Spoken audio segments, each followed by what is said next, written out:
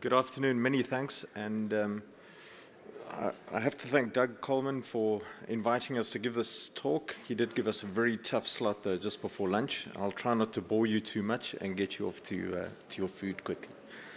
If we could start the presentation. Just very quickly, a little bit of background about Terracore, the company that I represent. We are a blend of a South African and an American company that we put together a couple of years ago, offering hyperspectral core imaging as a service. It's still fairly new to the industry. There are only a couple of companies doing this work at the moment, and hopefully today I can convince you that there should be more doing this. It's a diverse group of people. We've had to incorporate some mathematicians along with geologists and engineers and software people to build this little company. So far, so good. We've done a lot of work. We've got about 650 kilometers of core that we've collected so far, and we plan obviously to do a whole lot more. Done a lot of work in the industry, but also for governments, in particular in Europe, in Scandinavia. We are very happy to have ALS Minerals as an equity partner. They own 20% of Terracore, which gives us some backing and some really strong partner. And in Mexico, we are partnered with GlobeExplore, and a shout out to them. They've been extremely helpful with marketing us in this country. Just to give you a flavor of what our instruments look like, we've got 3 different types. We have a big, a medium, and a tiny. And they are fit for purpose at different operations. I think the point to make is that they're all mobile and can be taken absolutely anywhere. Okay, enough about the marketing. Let's get on to the more important part, which is to talk about core. We're fairly passionate about core. It's something often I think that people tend to take for granted, but it is the most important asset that most projects will have. It's the only tangible example you've got of your ore body, of the surrounding rocks. It serves then as your main sample, obviously, but also as an early warning system to tell you that ore may not be right with that, or to give you the information to make sure that you can treat this ore body in the way that it needs to be treated.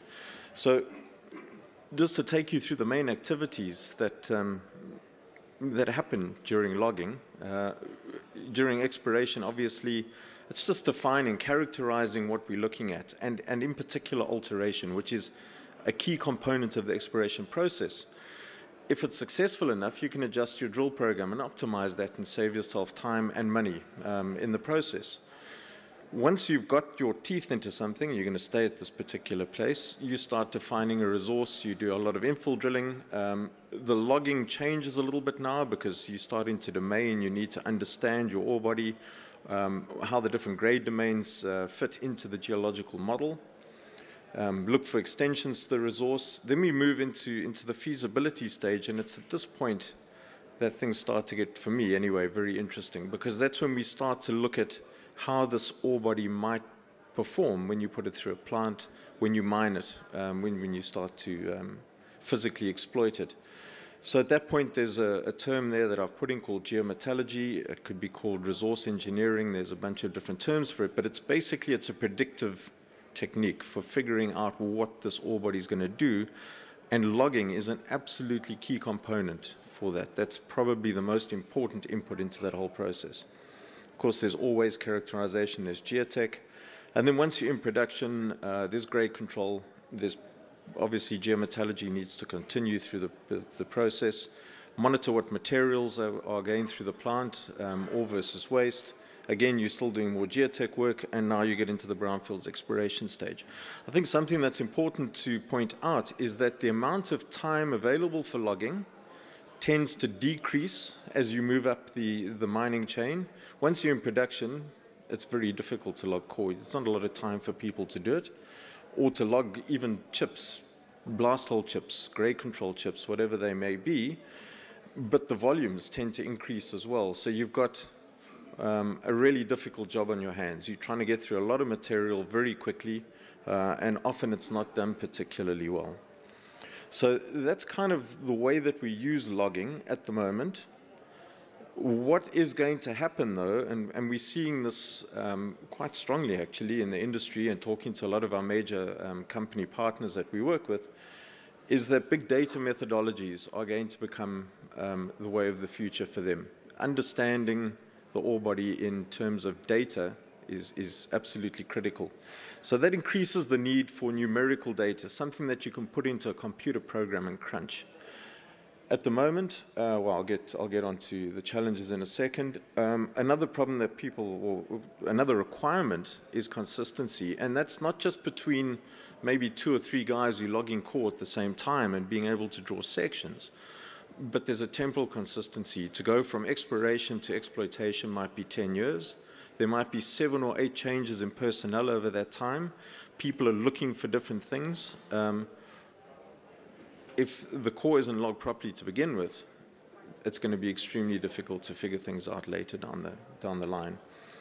And Anglo American, who is one of our companies that we work with, are developing what they call their Geologists of the Future program, and this is going to be somebody who is multi-skilled and will become a key decision maker. They're trying to uplift geologists into a much higher, more elevated role than traditionally we've been accorded.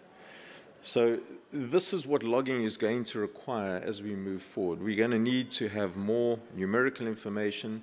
We're going to need geologists who can understand a lot of different things, mineralogy, geochemistry, geophysics, a bunch of different aspects. So the challenges that we face to get from where we are now to where the industry is going to go is how do we change what essentially at the moment is an observational activity. We are looking at the core and making a judgment call, essentially, as a geologist, to say that there's X of this mineral or Y of that mineral, or it's this lithology. How do we get from a judgment call to data? That's the first challenge. We need numerical information. The second is consistency is very hard to achieve, and it's actually easier to do in downturns, because you've downsized your workforce to a few people and you've got that consistency. When the market starts to boom, that's when you have problems. I was involved in a project with Anglo Gold in Australia where through the feasibility process, 3 years, 80 separate geologists logged core. And drawing sections on that particular ore body was impossible. And then the other thing, and this is an important point, is that geologists are taught to be critical thinkers, and we spend a lot of our time being basically video recorders. We are writing down information. So these are the challenges that we face. How can we, as a technology, as a small industry, help the geologist? Well, the first thing to put in there, and I've got a picture for you that's of a komatiitic basalt, with the mineralogy at the bottom and the photograph of the core at the top, is that we're able to see way beyond the human eye. We're now seeing into the infrared, where we just physically can't record information. We're also able to look at very fine-grained materials, which is difficult to do with the naked eye. So that's really important. We're adding to the logger's knowledge. If they have something in front of them when they're logging the core, they're going to do a better job than without it. The second thing is that it reduces the time that they need to spend observing and recording and allows them more time to interpret what it is that they're looking at, which is a key thing. This is never going to replace a geologist. There is absolutely no chance. In fact, with some luck, this will only lead to more geologists being employed, because we're going to be able to go through core a lot faster in the future. It's non-destructive, so you've always got it. You don't throw the core away at the end of it. It's objective, and it's completely repeatable. It doesn't matter if it's Friday morning, Friday afternoon, or Monday morning. There's never a hangover. There's never a need to go away for the weekend. It's a machine. It doesn't really mind. So it's repeatable, which gives you a good base layer for your logging. Really nice, repeatable base layer. It's very fast. We can do 300 to 400 boxes a day in a single shift. So depending on how much core is in your box, that gives you your production rate, but anywhere from 1,000 to 2,000 meters in a day. We capture the lithology and the mineralogy in situ. So we preserve the textural context of both, and that's really important. And then we're able to extract both the image products, obviously, but we can also extract numerical products from this, which allows quantification. And then with online access, we get collaborative possibilities. And working with this at Anglo Gold, where we had a porphyry expert in Bogota, and we were drilling for these things elsewhere in the world, he was able to look at core at the same time as the people in the field without him having to travel all over the world to do this. So you've got instant access to your experts to look at this with you in virtually real time. So I'll just now illustrate this, hopefully, to you with a few applications. And to show you a couple of things that the spectral information can extract that the eye certainly wouldn't be able to see. And the first of these is something about alteration intensity. So this is from a single project, 2 different drill holes. The one on the left, and where is the, I'm not sure which is the right button to press, wrong one button to press. I guess the point to make is the hole on the right, as you look at it, is a fairly low-grade intersection. It's completely sericitized, but the column furthest on the right shows the composition of the sericite, which changes. It's not a massive change, but there's certainly a change in the composition of the sericite. The hole on the left, a high-grade hole, you will have a look and see that the composition of the sericite is constant. What that tells you is that we're dealing in the first case with a rock buffered system, so less intense alteration. The rock is expressing itself. In the other case, in a fluid-dominated or fluid-buffered alteration system, the fluid is overprinting the rock, and we're ending up with a very consistent alteration chemical signature in the rock. So straight away, we're able to get an idea about the alteration intensity. We can also start to look at changes in mineral chemistry. So this is alunite. Moving from, on the left is a mineral map. It's alunite with kaolinite predominantly. It's an advanced argillic lithocap. On the right is the composition of the alunite, and you'll pick up straight away that there's a sodic alunite vein, which is very difficult to see, in fact impossible to see in the core, but is being picked out by a very subtle change in the chemistry of the alunite. So those sorts of vectors are really good because it can key you into important parts of the ore body while you're still drilling and allow you to redefine where you're going to drill your next hole. We could look into a little bit further out. This is the thermal or long-wave infrared, and this is garnets in a skarn system, and changes from grossular in the pale purple color through to andradite in the dark purple, which again is a really sensitive change and telling you something about the alteration intensity from moderate to intensely strong alteration. We can also start to play games looking at the grade of these of a project against mineralogy. And what we can see is going from low grade or waste on the left through to high grade on the right, changes in mineralogy associated with grade. And being able to drill these out and recognizing these in the core gives you an indication as to whether you're in the good stuff or the bad stuff virtually at drilling. And we can do the same thing using mineral chemistry. And this was an important case. This was actually a grade control example where these changes were more sensitive to follow than gold grade itself. With very coarse nuggety gold, it was a difficult place to, a difficult grade control environment, basically. Very difficult to see where the ore was and where the ore wasn't. But with the alteration, we were able to follow it out. Once we get into the resource definition stage now, we want a domain. We want to underpin our resource model as best we can, make sure that we are treating estimation domains separately and not smearing things across boundaries. And we can do this via modeling 3D of alteration assemblages. So this is a porphyry system with minerals as proxies, amphibole for sodic calcic, biotite for potassic, and chloride for propylitic. So we can immediately map out in 3D the alteration systematics, which, by the way, couldn't be done with the logging, with the physical logging. We can do multivariate domaining. So this is quite a good way of doing a first pass. It's a bit of a black box. It's unbiased. We just say, well, here's all the data. Where are the differences? Where do things fall to pieces?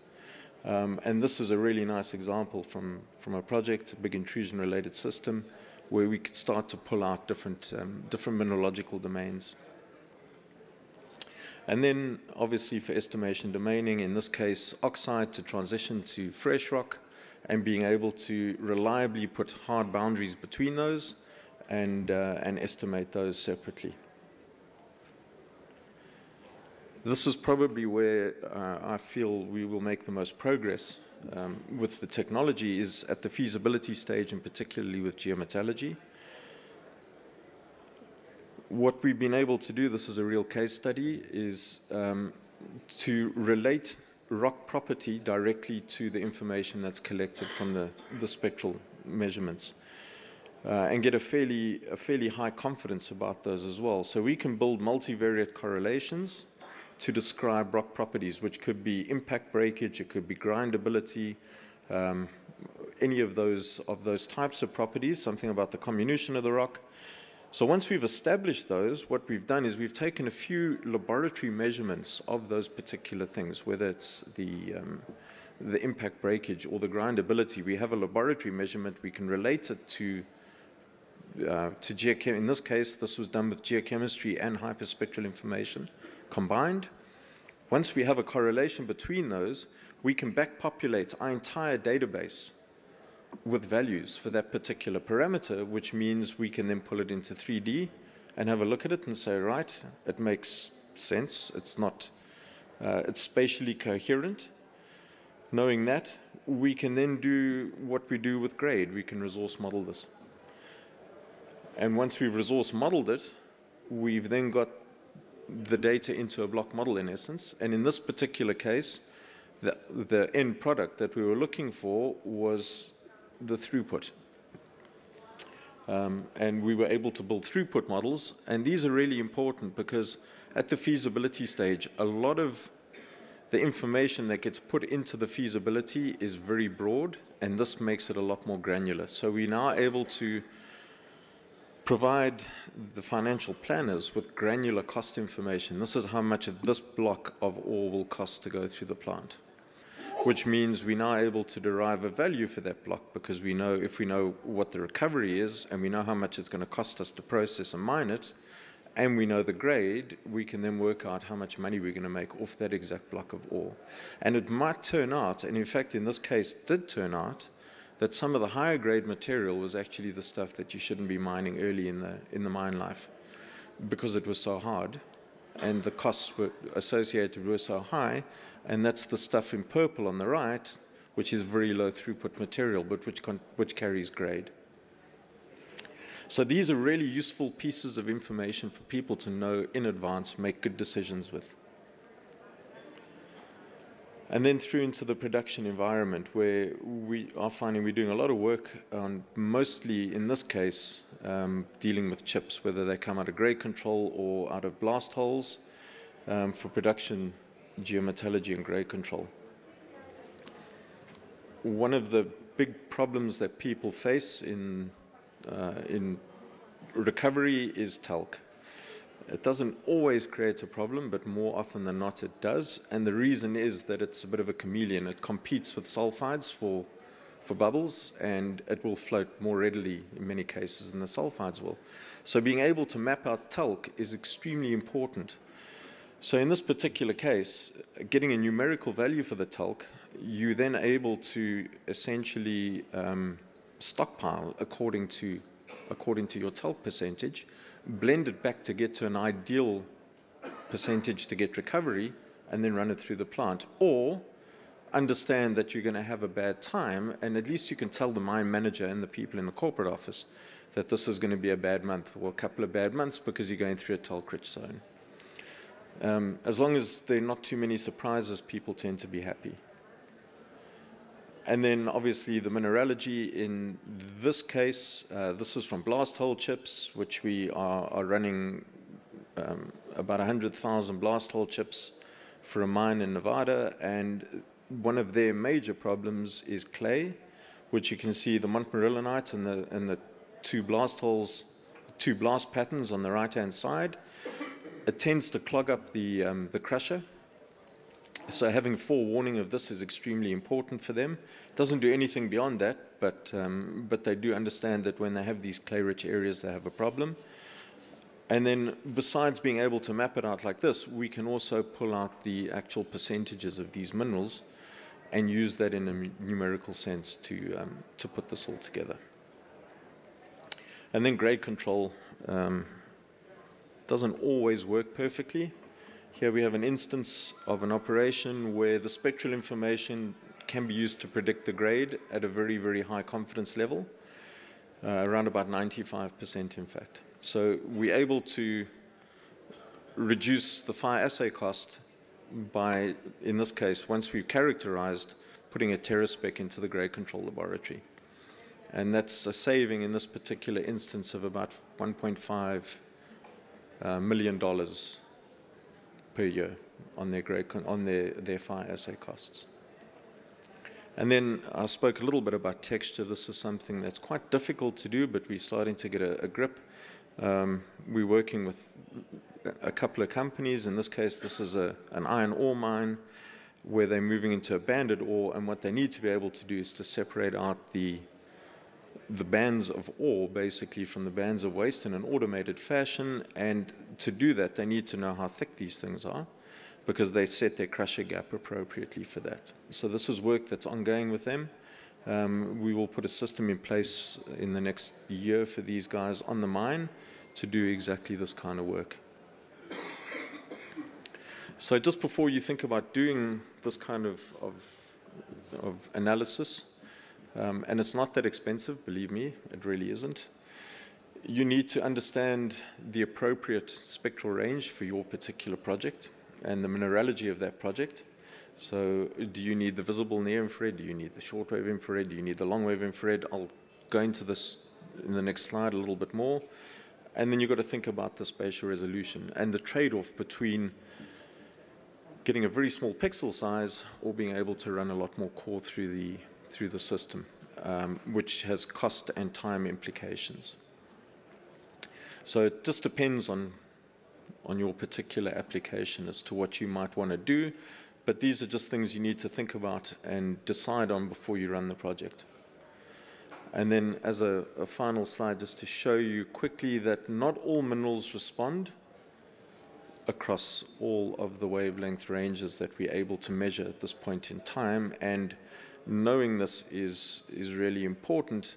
If you have a skarn deposit, for example, you really should probably consider having a long-wave infrared camera, because the minerals that you are interested in respond in that range.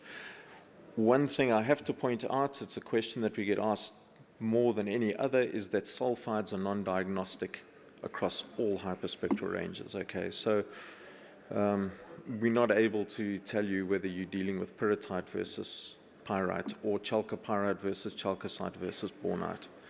We just can't do that, unfortunately. I'd love to be able to tell you different.